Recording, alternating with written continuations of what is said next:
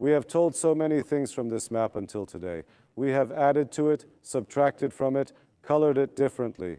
Today we are talking about the Ukraine-Russia war. And with that war, the conflict in Ukraine that involves war.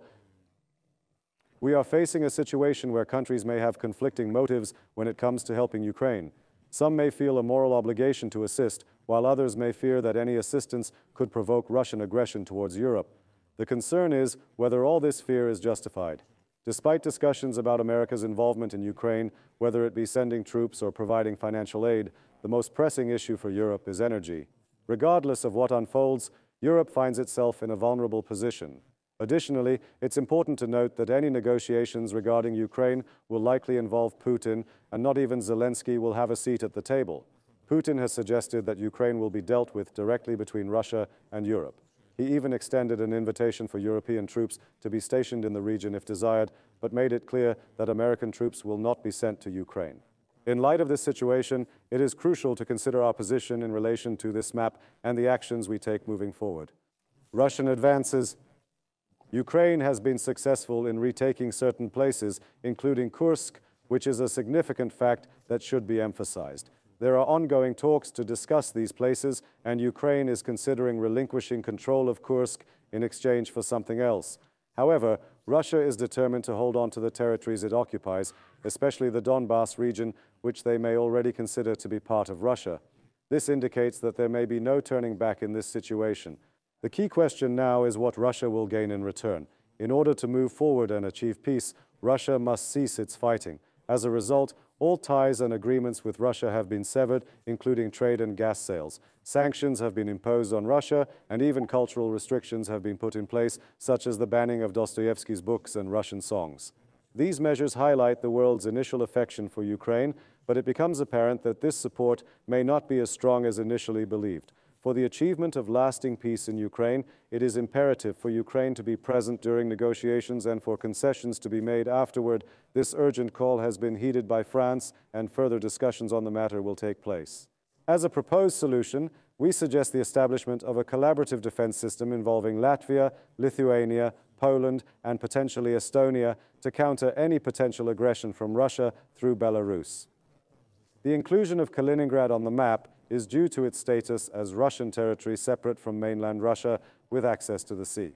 Germany and France have expressed concerns about potential attacks from Kaliningrad, given their significant roles in these discussions.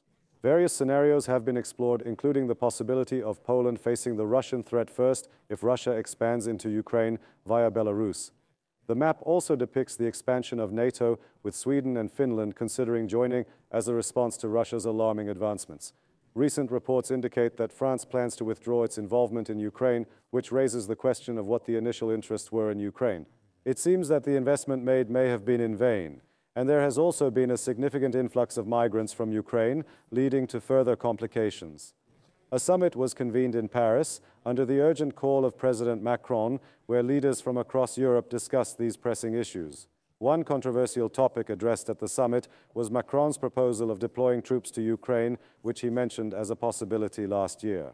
British Prime Minister Starmer wrote an article in The Telegraph expressing that the deployment of British peacekeepers to Ukraine is now openly being considered for the first time. He also mentioned the possibility of peacekeepers from Sweden. According to the BBC, European leaders are in a state of panic, evident by the hastily arranged security summit in Paris on Monday. Let us now delve deeper into the unfolding events in Ukraine during the summit in France. European countries led by the Trump administration are looking for a way out against Russia. The concern is common. They fear that the United States could reach an agreement with Russia that would jeopardize the continent's security.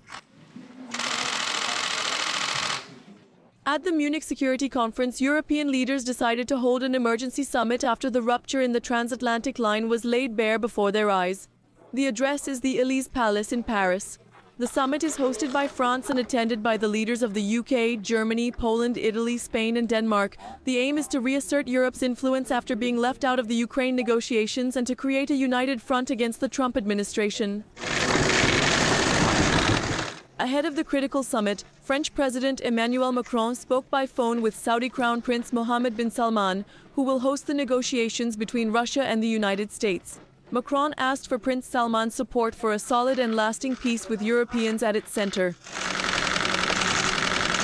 Britain, on the other hand, made a historic exit. Prime Minister Keir Starmer announced that they are ready and willing to send British troops to Ukraine as part of a peace deal. Sweden also left the option open.